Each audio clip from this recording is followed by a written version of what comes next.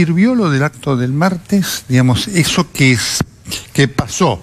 Y además la violencia que sucedió, la división que emanó, ¿fue útil, sirvió? Yo creo que la medida sirve desde el punto de vista de contener a una cantidad importante de trabajadores que están sufriendo consecuencias de producto de las políticas económicas del gobierno. En cuanto a los hechos de disturbio, claramente nadie puede estar de acuerdo con eso. Nadie pretende que trabajadores que estamos peleando por lo mismo se terminen golpeando, eso está claro, ¿no? Y por otro lado, creo que la discusión y el debate que se abre está bien. Creo que los compañeros que no querían marchar tienen una lectura equivocada de la elección. A nuestro entender, la sociedad, 2/3 de la misma, votó opciones opositoras al gobierno, entonces no ha sido un respaldo tan fuerte al gobierno como para decir que esto había cambiado el escenario. Y por otro lado, era una medida que se había dispuesto en un plenario donde se invitó a todos los secretarios generales de todos los sindicatos. Entonces hubo un mandato expreso que algunos compañeros interpretaban que no lo tenían que cumplir.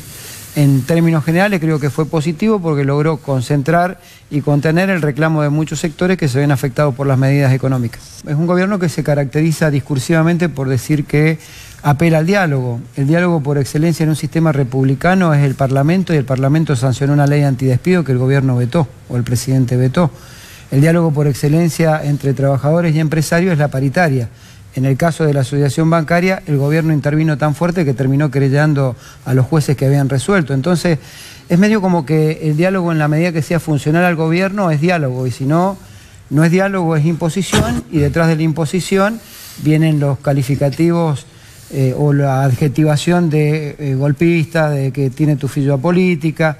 Hay necesidades, como expresó el compañero Plaini, que el gobierno no está atendiendo. Si la mesa de diálogo es para resolver los problemas, bienvenida sea. Lo primero que hay que decir es, respecto de la ley antidespido, a mí me hubiese gustado que el sindicalismo en la República Argentina, y precisamente el martes, hiciera un mea culpa.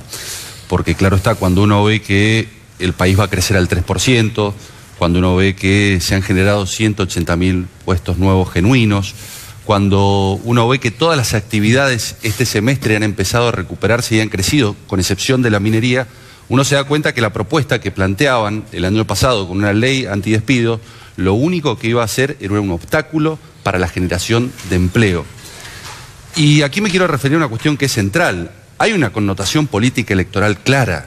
Digo, 9 días después de las elecciones, que ocurre una movilización para que el 25 de septiembre se define un paro, en donde seguramente ese paro se va a fijar 5 días antes de las elecciones, claro está, tiene una connotación política. La movilización del martes tuvo como finalidad designar como jefe de campaña de Cristina Fernández de Kirchner a Juan Carlos Smith. Esta fue la finalidad, porque en definitiva el sindicalismo está terciando en la interna del partido justicialista nuevamente. En lugar de preocuparse por defender a los trabajadores, en lugar de preocuparse por sentarse con el gobierno para ver cómo vamos a resolver el 1,5 millones de desocupados que tenemos en la República Argentina, en lugar de sentarse con el gobierno para pensar cómo vamos a hacer para incorporar en la formalidad a los 4,5 millones de argentinos, lo que les preocupa es el resultado electoral. No fue por el 9% de desocupación, Nelson, que se movilizaron el martes, fue por el 34% que obtuvo Cristina Fernández de Kirchner en la elección de provincia de Buenos Aires. Ese es el verdadero objetivo que tiene el movimiento sindical.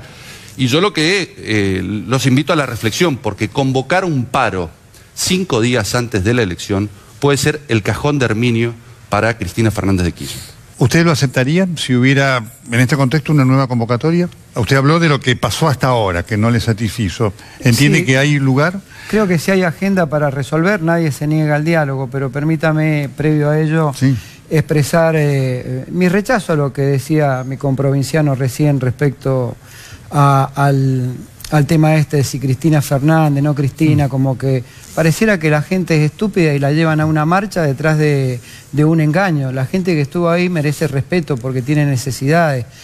Que algún compañero de los que está ahí tenga alguna intención electoral o no, no significa que se descalifique al grueso de los trabajadores que fue. A mí me parece importante que se tenga respeto en ese sentido.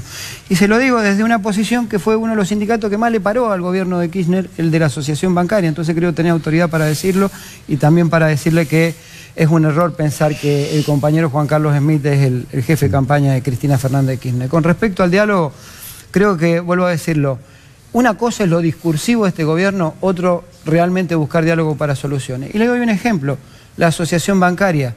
3 pedidos tiene el ministro de Trabajo para convocar la paritaria, no para discutir salario porque tenemos claro nuestras cláusulas, para discutir el avance tecnológico y la desregulación y el impacto en el empleo.